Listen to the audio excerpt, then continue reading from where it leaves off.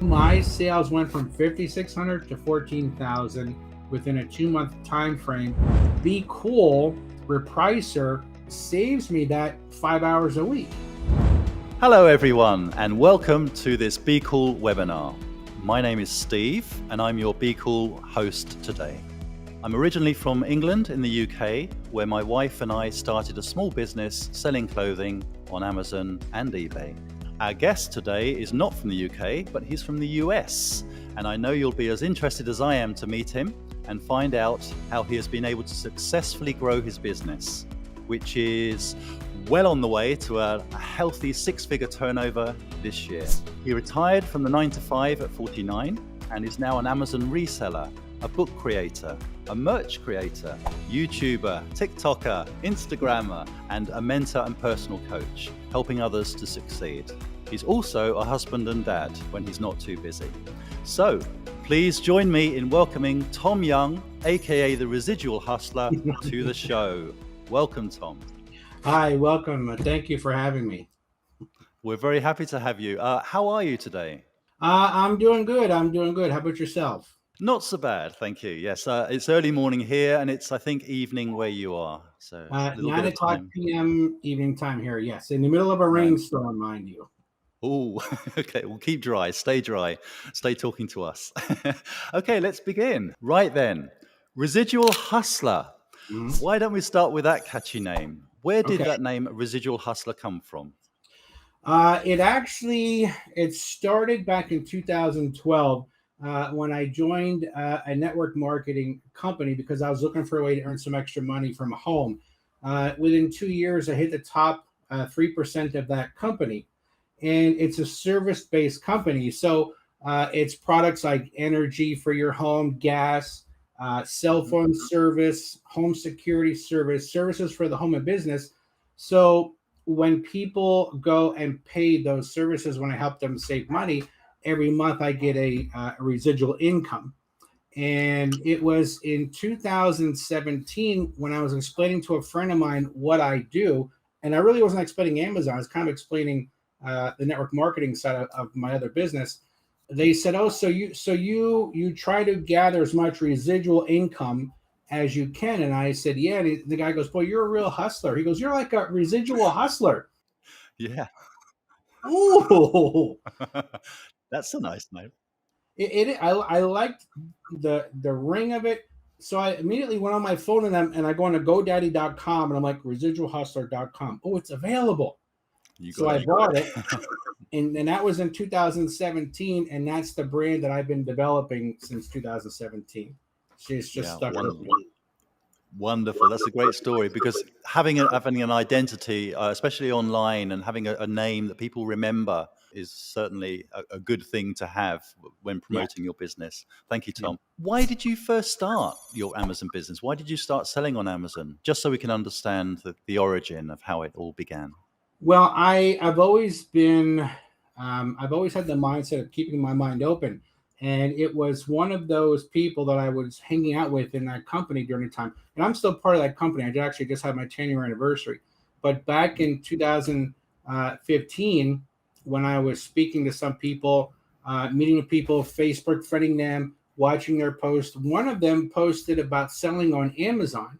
And I never even heard of that. I didn't know that somebody else other than Amazon could actually sell on Amazon. I Googled it. I looked it up. I found it interesting. I learned, and then I just got started from there and just started that wheel in motion. Sure, like a lot of people, get some information, watch a few videos, but well done for keep going. You've obviously kept going and made a success of it. So very good. Thank you. Many people are a bit scared of starting on Amazon, starting something new. So what would you say to those people? I would say it's like anything. You've got this comfort zone, which we all know that we have. And when you stay in that little bubble, in that comfort zone, you're going to do well. You're going to do okay. Your comfort zone is over here, but where the money is over here. You have to get uncomfortable. You have to break out of that bubble, out of that comfort zone bubble, and start working on over here. And I had to learn to do that. Now, this was back in 2015. one of the things that took me out of my comfort zone was taking money that I've been earning from my network marketing business that I've built up and starting Amazon. That was way out of my comfort zone, but I was willing to take the risk, and I was willing to lose some money to give it a shot. And I figured if I didn't give it a shot, I would never know what could actually become of it. So fear Yes. plays a huge part. Getting out of your comfort zone plays a huge part. You've got to learn to break those barriers, and then you'll find success on the other side.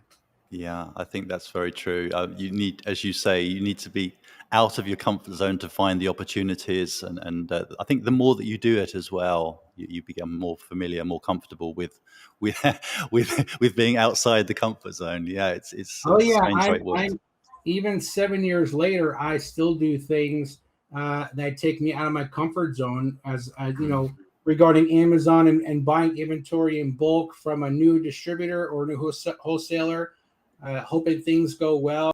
Spending a couple $1,000s, which can be lost in a heartbeat.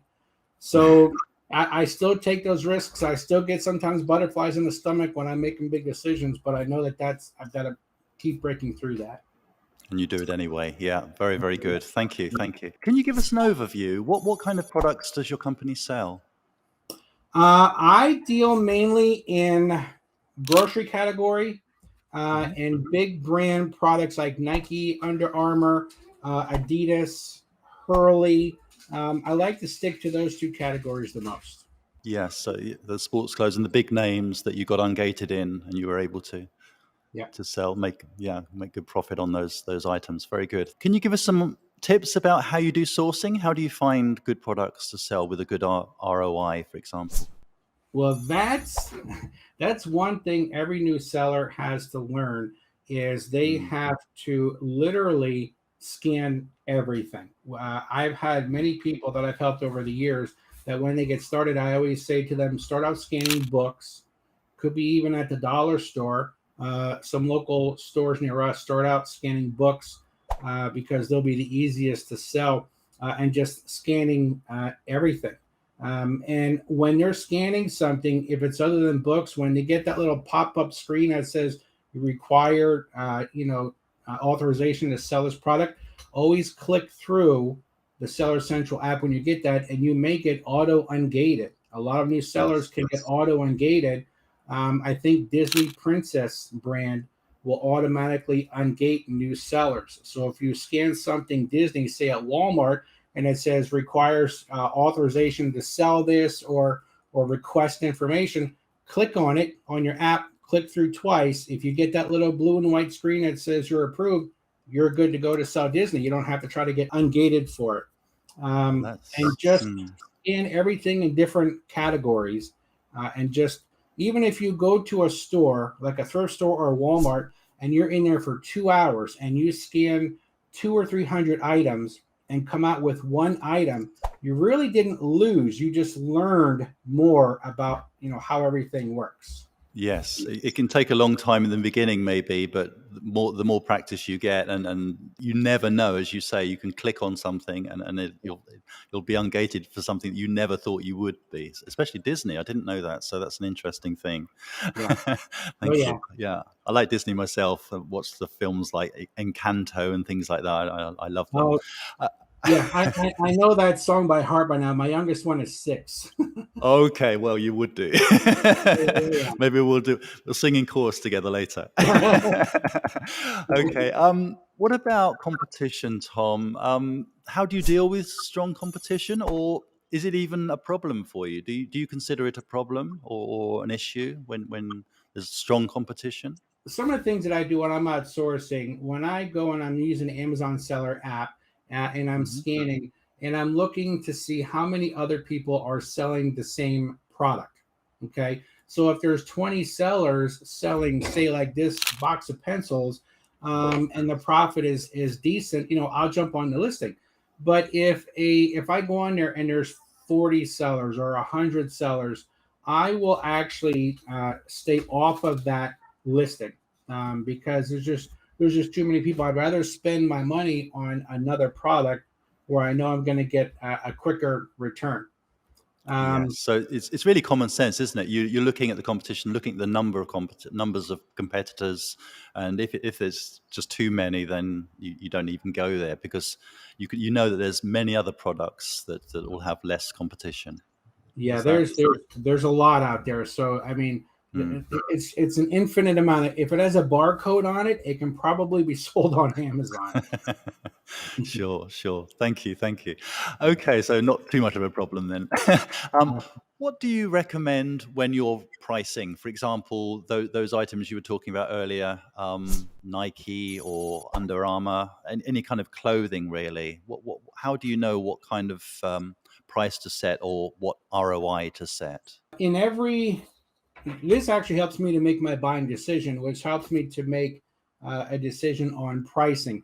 We all know on Amazon, when you go on Amazon listing and you scroll all the way down to the bottom, there's what's known as a BSR number, a bestsellers ranking number. Bestseller ranking. My goal is to stay in the top 1% of all those categories. And I actually created a chart just to give you an example. This chart here I created, and I have all the categories listed here. And the yellow column is all of the ranking numbers, the top 1%. So when I first started, I actually printed this out and I took it with me into the store. And I was looking at my Amazon app and looking, okay, this is a 100,000 rank in clothing. So I would go to my chart, look at, okay, clothing, 1.6 million rank or less is the top 1% in the clothing category. And I'm looking at something with 100,000 rank. So I know that it's going to sell really, really quick because it's like 0.000 something as far as Amazon selling it. Even though in the clothing category, to use that as an example, 1.6 million is the top, up to the top 1%. I still stay under a rank of 250,000 in the clothing and shoe category because I want my product to sell really, really fast, because I want that quick turnover. As far as ROI, when I'm outsourcing, I'm looking for something that is going to bring me back a minimum of 50% ROI, because I know that when I go to list a product and sell it, and when I'm actually using the BQool repricer, I will put my minimum as 30% in case by the time I buy the product, get it home, package, ship it, list it, or ship it off to Amazon, and Amazon puts it up in their catalog, the price could have gone down a little bit, which is why I try to stay at 50% or more.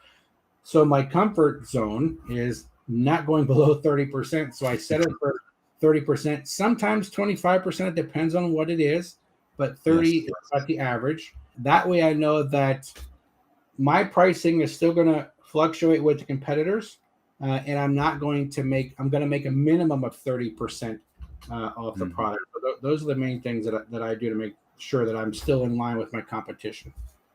Yeah, that's a good suggestion. So what you're comfortable with. We're talking about comfort again, but you know what you're comfortable with the pricing, and that's worked well for you so far. Yeah, very good.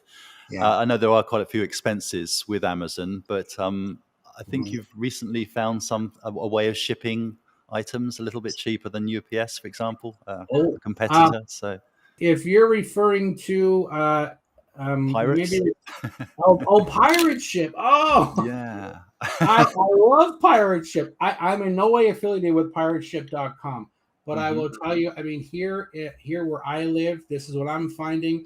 I recommended it to another reseller friend of mine in California. He's finding the same exact thing.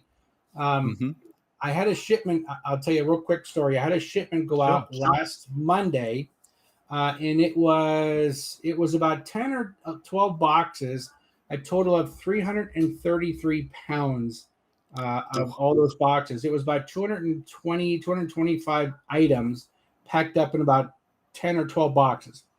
Now, I don't have a van. I don't have a truck. I'd have to make multiple trips back and forth to the UPS store, which is about 10 minutes from my house, to drop them off. So up until about 4 or 5 months ago, I would always go to ups.com and do a customer pickup.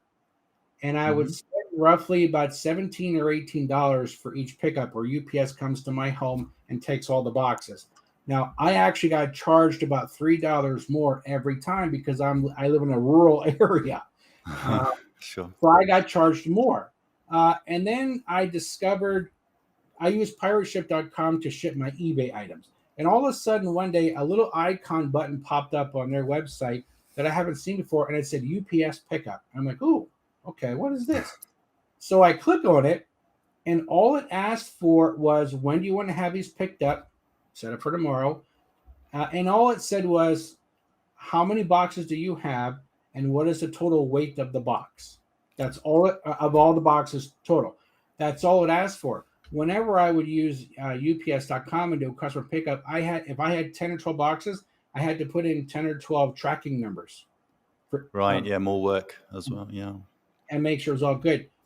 Double check, making sure I got that 15-digit number correct. So when I did it through pirateship.com, it said, okay, you're going to be charged $3.80. And I'm like, what? Huh? I'm like, I better click OK. Sorry, per box was this, or for the whole lot? Total. Now, that wasn't to ship the products to Amazon. That was to have UPS pick up the boxes from my home, where I would normally pay about $17 or $18 to have that done. UPS does the same thing, same truck, actually same guy, for $3.80. And I've since then, I think I've done, because I did one the other day, I think I did 34 pickups, anywhere from like 3 or 4 boxes to, I think my biggest one was almost 20 boxes. And every single time it's been $3.80 to have them pick them up.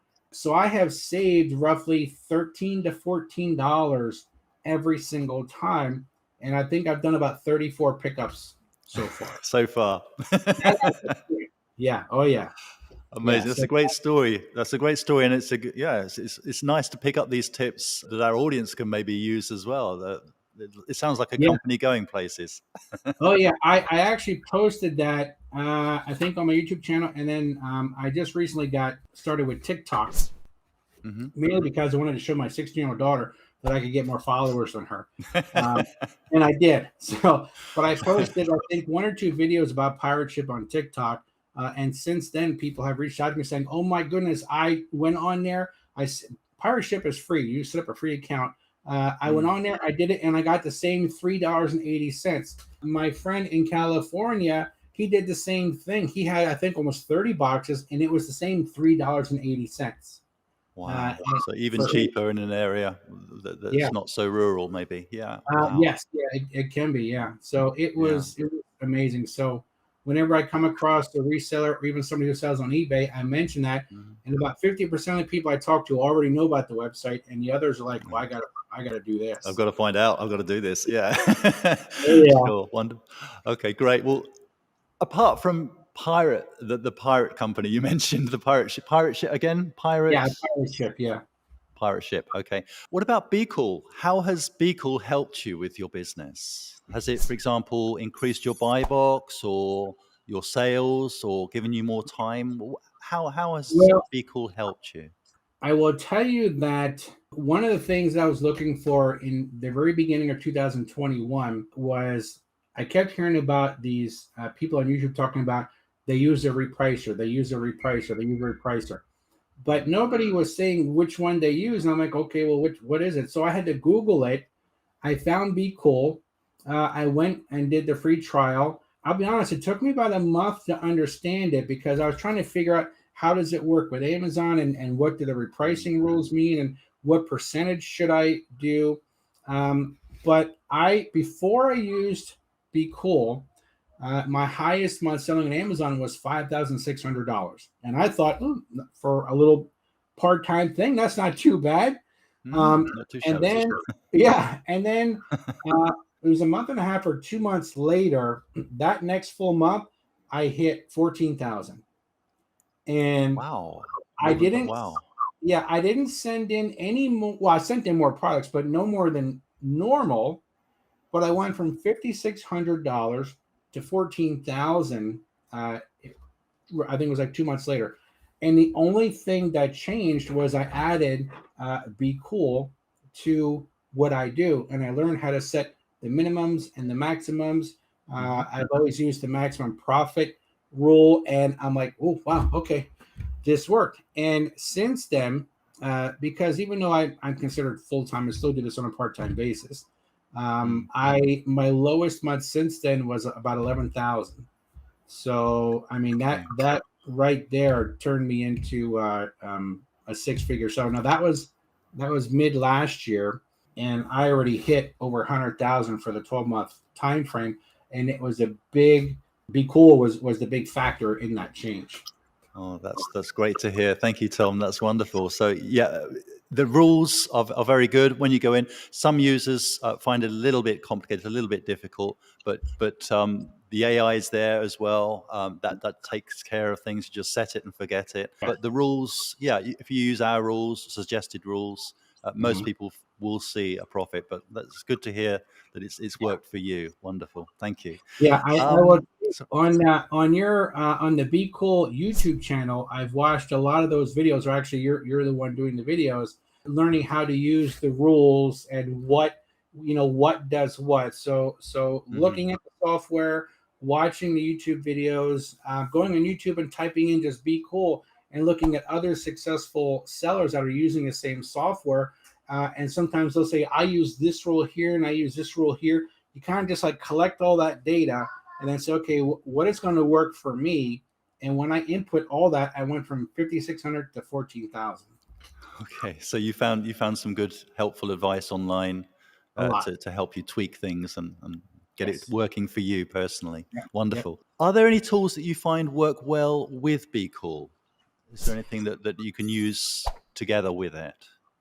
Inventory Lab. Inventory Lab is my favorite, and I'll tell you why. Before I started using, I actually started using Inventory Lab probably about 2 or 3 months before BQool. And before Inventory Lab, I had roughly, now keep in mind, going back before 2021, I never did more than 20,000 a year on Amazon because it was part-time. I had my full-time job, did very well there. So I just looked at Amazon as a side thing. I'll send in stuff when I can, made an extra 20 grand a year. And then I discovered Inventory Lab. Before that, at that point in Amazon, I had roughly about 1,000 items in Amazon's inventory, but had less than $1,000 in sales. And I didn't know why. I discovered that it was pretty much like 1,000 items of low quality, high ranking products. So when I found Inventory Lab, because they have a lot of their reports and accounting and everything, showed me a lot of my mistakes I was making. This category, you're thinking good, but you're only averaging about maybe 10% profit in that category. And it also breaks down. You can also do reports based on stores like Ross or TJ Maxx or Walmart, how much business you've done with each one, selling on Amazon, and your profit margin. I bring up Inventory Lab because when I discovered BQool and I saw that it worked in conjunction with Inventory Lab, it was a match made in heaven. Okay. And I'm like, okay, all right. So now everything is coming together. Inventory Lab, the Scoutify app on my phone. When I scan stuff, I use the Scoutify app. And the Scoutify app does 2 things that I love. One, it tells me what percent the product is in, and that's going back to the chart I stayed in that little column. It tells me this product you just scanned is in the top 1% of this category. And it also tells me, the Scoutify 2 app tells me, hey, you already have 3 or 4 of these in stock. Or you click on history and it'll say, you have sold 9 of these in the past month and your average profit was like $7. So it gives you a history of what you have in inventory and if anything is sold, what it's sold for and your profit. So I found Inventory Lab, then I found BQool and married them together. They work together. It's a beautiful relationship. All of that together is what helped to 2.5 times my sales. Fantastic. Fantastic to hear that, Tom. Thank you. So it's like almost like having an expert with a perfect memory on your shoulder who helps you make the right Yeah. decisions and I've got even inventory does the lab over things. here and BQool over here. Great. And probably use keeper charts as well. I do use Keepa. I pay Hmm. their subscription. It's like $17 or $18 a month. Hmm. I love the fact that I can bring it up on my computer screen if I'm doing online arbitrage. Keepa on the uh, Spotify 2 app, you can click on research and go right to Keepa and look at Hmm. the Keepa chart to see the history of a product, how long it's been selling, how many people are selling it for, how long it's been selling on Amazon, what the average pricing is. It's a huge help. The last tool that I use is actually a tool called Rev Seller. It's a Chrome extension. So when I'm doing online arbitrage and I bring up an Amazon listing, the Rev Seller box will show up on the screen. I input my cost and it gives me all this buying information on that product. So I don't even have to use my phone at all. Like everything is there on my screen. And that, in conjunction with everything else, helps me to make those buying decisions. Sure, sure. Wonderful. Thank you, Tom. That's great. So a little run through of the tools that are necessary to run a business. And thank you for including BQool there. Yeah, yeah, you Wonderful. bet. If you could give our audience 2 or 3 standout tips that you've learned along the way, Tom, what would they be? Anything that you could suggest people do? There's a lot of different things. I've had a lot of people ask me that question, and there's so much involved in Amazon, but I just Mm. direct people to the things that I did when I first started. I always refer to them to YouTube, and I say I look at YouTube. I call it like YouTube University. There's Hmm. so much that you can learn. I have learned a ton from other resellers that sell on Amazon much longer than I have, even some just a couple of years, and just watched their videos and picked up one or two little nuggets here and there over the last 7 years and just learned that way. It's been a huge, huge difference. Another one is when you have that product at home and you're trying to figure out how to price that product on Amazon when you're listing it. You know, you say you've got this cup right here, and it's selling Hmm. on Amazon for $20. Okay, that's the Hmm. low price is 20, the high price is 40. For some reason, this is gold and it's selling for as high as $40. Don't be afraid to price this cup in the mid range at $30. Okay, Hmm. don't be the one that prices this at $19.99. You Don't know, be that 1 cent guy. yeah, don't be that 1 cent guy, because that 1 cent guy might just have one of these in his inventory, Hmm. and let him sell out. That $20 guy might have only two or three of those in his inventory. Let him sell out. You will get that $30 price at some point, but don't be afraid to put your pricing right in the middle. Look at the high what it's going for, look at the low, and be somewhere right in the middle where you're comfortable. Tom, that's a nugget right there. People Yeah, just need to be a little bit patient, and they'll see their profits stay or maintain or even go up by yeah. pricing properly, You, not you, you not chasing people down on the Yeah, buy you box. have to be this. I consider Amazon a game of patience. Hmm. When you know you have something that's going to sell, you know you can get your profit. Just be a little bit patient with it. If it takes a month to get that profit, and you're going to get $3 or $4 more, if you've got 500 items in your Amazon store that do that every month, that could be an additional $1,500 to $2,000 in revenue, just because you were just a little bit patient with your pricing. Um, Absolutely, yeah. I think one more tip that I would give, actually, I tell a lot of people, is to go on to Facebook and look for Amazon reselling groups and join them. I'm a part of probably three or four bigger ones. And even after 7 years, I'm still putting in questions in these groups like, what do you do when you get an IP claim, or I got this Mm. letter, or I got something from this brand saying cease and assist, what do you do? How do you handle it? And there's always somebody in the group that's already had that issue that kind of walks you through. you want to do this, you want to do that. If you need more assistance, here's a website that helped me. Don't be afraid to ask questions, but look for Facebook groups regarding Amazon and join those groups and just learn from the people, from the veterans in those groups. Yeah, I think, Tom, you've definitely come up with 3 very top tips there. Really good. YouTube, certainly, for the information. Again, the community, joining communities online for, again, information specific to your particular wants and needs. Yeah, that was really good advice. Thank you. If you could go back in time and give yourself some advice at any point in your life, would you do anything differently regarding Amazon or anything else? When I was 18, it was 1990. Amazon started in 1994. So I would say I would tell myself to buy a lot of Amazon stock in 4 years. Yeah. I don't think I would change anything because everything that I've learned along the way has helped me to get to where I'm at. Mm-hmm. What I do now, I have 3 children, 6, 16, and 19. And what I do now is I try to teach them the things that I kind of wish I knew when I was 18 years old, 19 years old.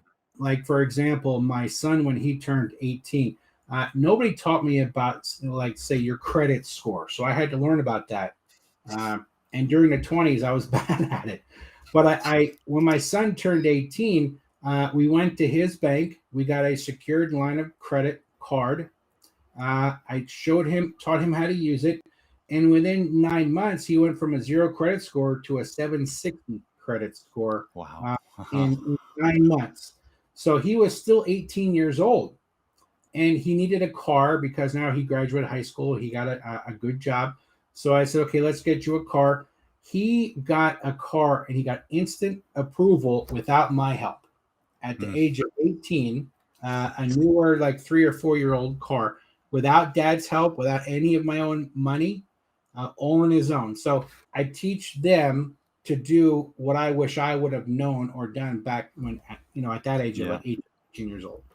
Absolutely. Yeah. So financial advice, but anything really, anything about life, teaching your children. Yeah, of course, where we went wrong, maybe, and the things that we did right as well. Yeah. Of course. Yeah. Good and bad examples. Oh yeah. Definitely. Sure.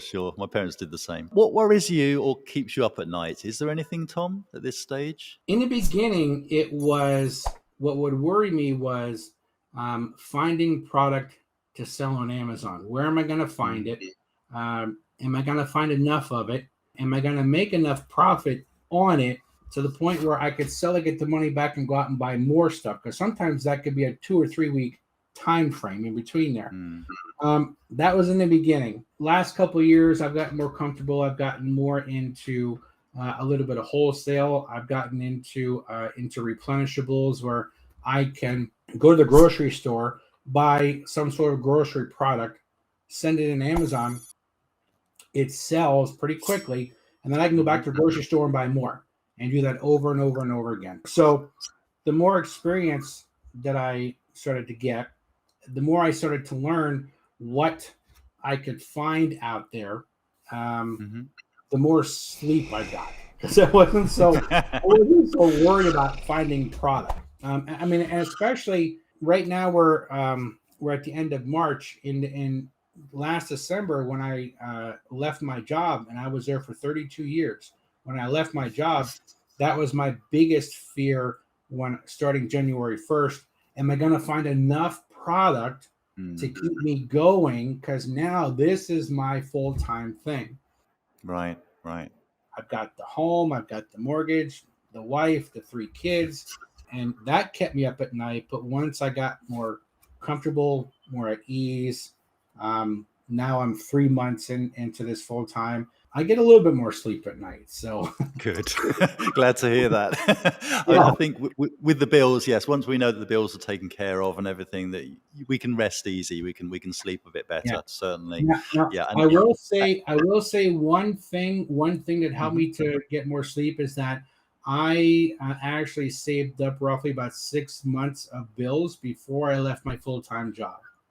So I made sure that I had some money in the bank in case something happened that I had money in there. Now, obviously, my wife has a very good job. She works full time. She has a very good job, but I still need to make sure that I needed to cover what I need to cover. So I had about 6 months of income in a savings account as a cushion, which helped me Right. to rest more at night as well. Yeah, a cushion always helps me sleep. Yeah, yeah, Yeah, but you're right. I've read somewhere that a minimum of 3 months money in the bank to cover yeah, anything. Yeah, yeah. but 6 months, obviously, yeah, you're more comfortable. So yeah, very, very good Yeah, advice again. I Sorry. was lucky enough to have a very good job where I was able to take my Amazon money, any profits, and put it back into Amazon to build it during 2020 or during 2021, and at the same Mm. time not have to use any of it to pay any bills because I had my regular full-time job to take care of that for me. So it was a little bit easier, but definitely having that cushion was a big help. Yes. Yeah. Great. Thank you. Thank you, Tom. I know you sometimes get your family to help you, modeling clothes, for example, but do you? I've seen a few online. Very, very cute daughter you have, by the way, with the Thank you. blue hoodie. Very nice. Oh yes, yes, Um, yes.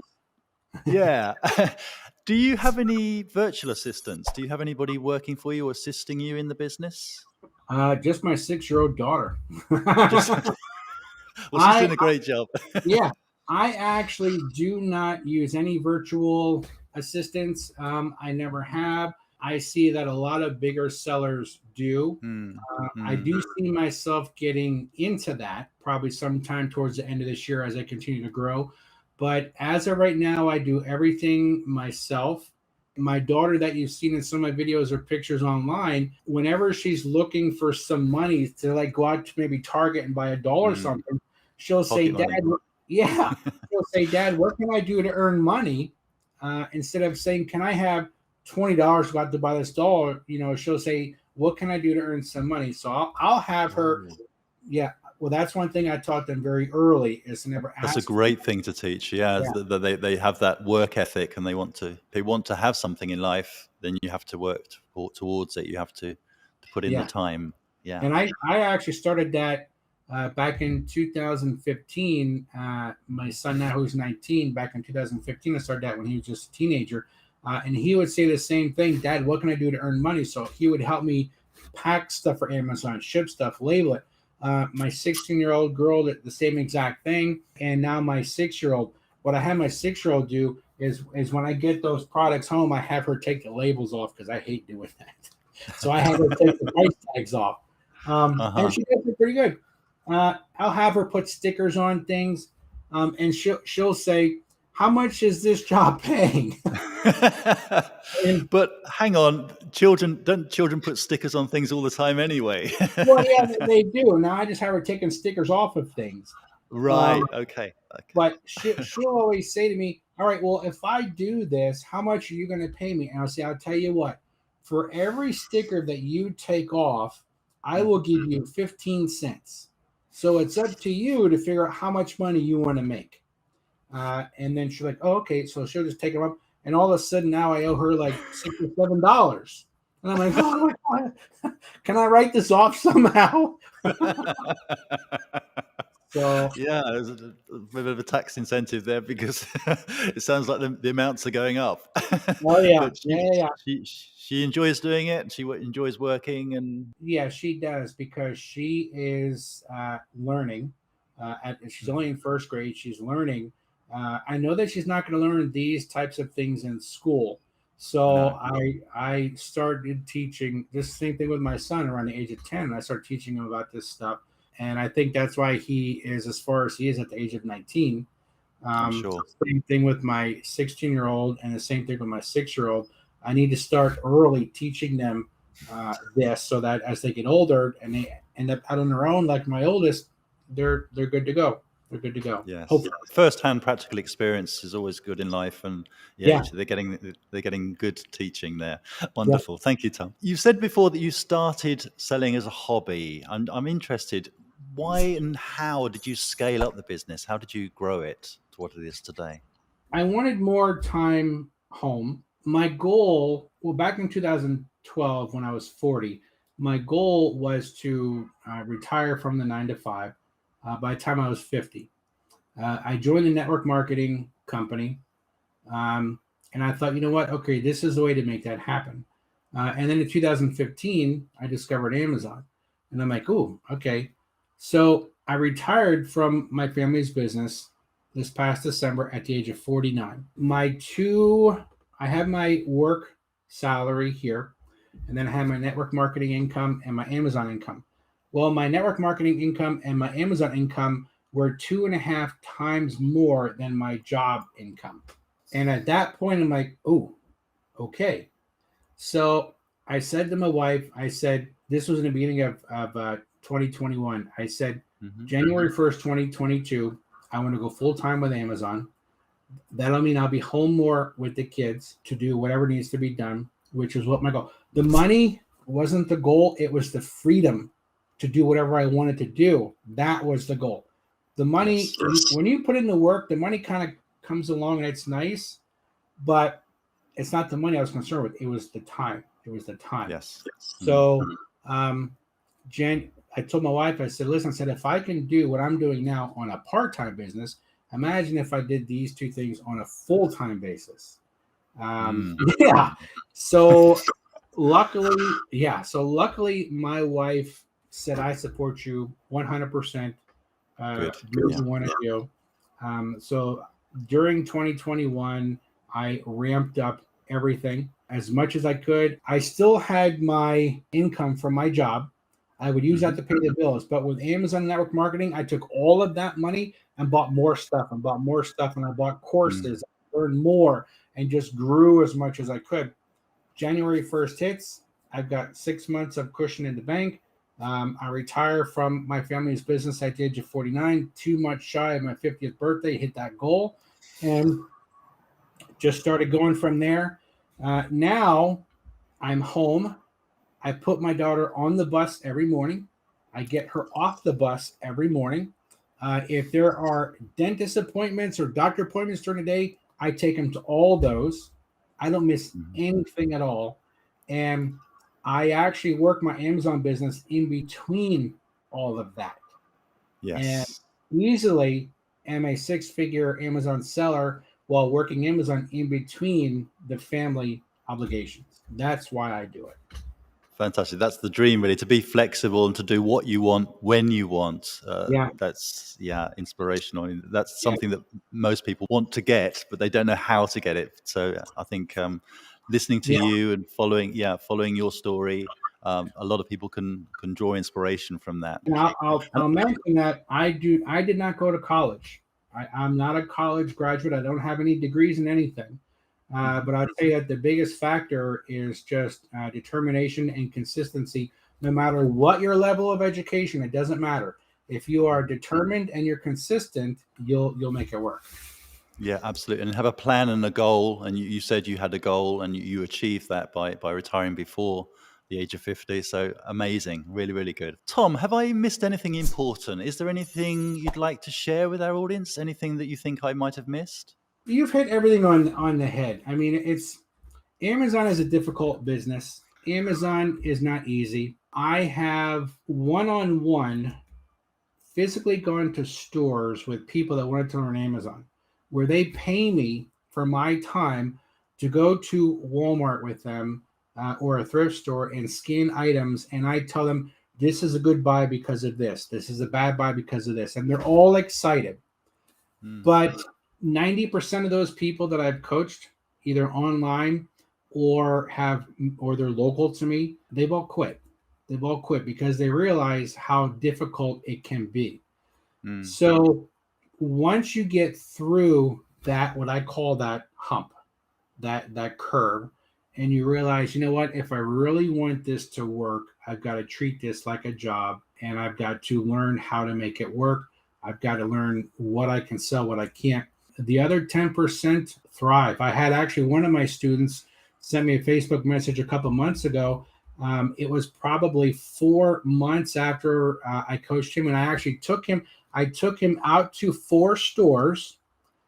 We bought a bunch of product. We went back to his home. I helped him list, prep, pack, and ship everything to Amazon all in one day. I spent the day with him, and I thought, and he was only 22 years old. I said, his name is Kenny. So Kenny, if you're watching this, I'm very proud of you. Did all of that in one day, and then he sent me a Facebook message about 4 months ago saying that he just hit $36,000 in sales on Amazon. I'm like, all right. That's great. That's a success story like that is fantastic, and more so because you were the one who literally walked him through the store and took him through the process, shipping everything else. To get that kind of news is wonderful. Oh yeah, really good. Yeah. You were talking about that initial hump, or the kind of learning curve that people go through, and a lot of people, 90% maybe, kind of give up at that stage. But I think, it's worth just pushing through, being consistent, doing as much as you can do, and you'll get there. The biggest problem that I have the new people selling Amazon say to me is that they can't find any product. And I say, listen, 90% of what you scan, you will not be able to sell. You have to find that other 10%. And I say, look at it as finding gold or searching for treasure. That 10%, when you find it, that 10% can make you successful on Amazon. And the more 10% things that you find, the more you sell on Amazon, the more Amazon is going to start to recognize that you're being consistent. The more things you're going to get automatically ungated for to sell. Like for Nike back in 2017 or 18, or when Nike decided that from that point on, you had to be approved to sell Nike. I was actually grandfathered into selling that brand because I was very consistent with it before that point. So when it came to the point where some sellers couldn't sell it anymore, or the new seller couldn't sell it anymore, I was still allowed to sell all of Nike type products. Because you had that history, you had that consistency over time, and that's. I had the consistency, I had the history. About a year ago, I decided to get ungated in Adidas. It went through the process, and I was actually approved by Amazon in about 4 hours to sell Adidas. And I was like, wow, that was quick, because sometimes you hear, you gotta submit the paperwork 20 times before you get approved. 4 hours later, I got an email saying, you are approved to sell Adidas. Because I guess when you're finding all these nuggets, Tom, you eventually get the golden touch. you were very lucky, within 4 hours to get ungated by them, by Adidas. Wonderful, great. Okay, before we finish today, Tom, I've got a few fun, quick questions for you. Just either or. See what you think of them. Are you up for that? Oh yeah. Yeah. Okay, great. Yeah. FBM or FBA? FBA. Okay. Any reason? It's easier. Well, less hassle. It is a whole lot less hassle. When you FBA, fulfillment by Amazon, when you send products into Amazon, you ship them in Amazon. They sit in the Amazon warehouse, and when a customer buys that product, Amazon ships it to the customer. Amazon takes care of any returns. Amazon takes care of any customer service. They take care of all of that. I don't have to deal with that. I dealt with customer service in my family's business for 32 years prior to that. So thank you. enough. So roughly about 90% of my products I ship into Amazon. The other 10% I do MF, merchant fulfilled, only because it's a grocery product with shorter expiration dates. So I hold the product here at my home, temperature controlled, to make sure everything's good, and then I ship it out whenever I sell it. But for the most part, definitely FBA, because Amazon takes care of all the logistics and customer service and returns. Got it. Of course. Yeah, I'm with you on that, Tom. Yeah, FBA, definitely. FBA all day. Yeah. Another few things off topic. Chips or candy? It depends on the candy. It depends. I'm a chocolate. I have a sweet tooth. I'm a chocolate nut. Reese's peanut butter cups are my favorite. Whenever Halloween comes around and the kids come back with candy, they give me all the Reese's peanut butter cups. They know you love it. Yeah, I'm chocolate. I love chocolate it too. So I definitely have a sweet tooth. Okay, great. Italian or German? Well, Italian. If you're doing that, Italian. My residual income, along with Amazon, helped me to purchase a Alfa Romeo, which is an Italian car. I love it. I bought it back in 2019. It was a 2020, or it was a 2017. I bought it. I bought it in 2019. It was 2 years old, coming off of a 2-year lease. I bought it, and it was kind of like my little reward to myself for what I've accomplished a few years before.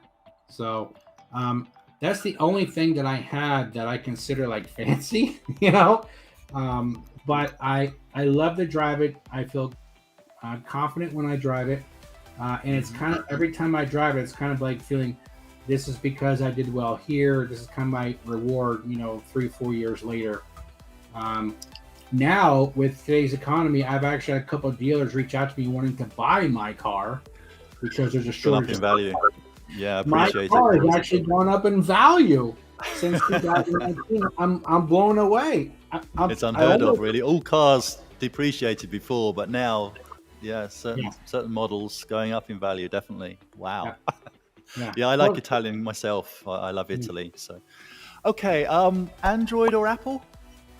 I have a Android Galaxy Z Fold phone.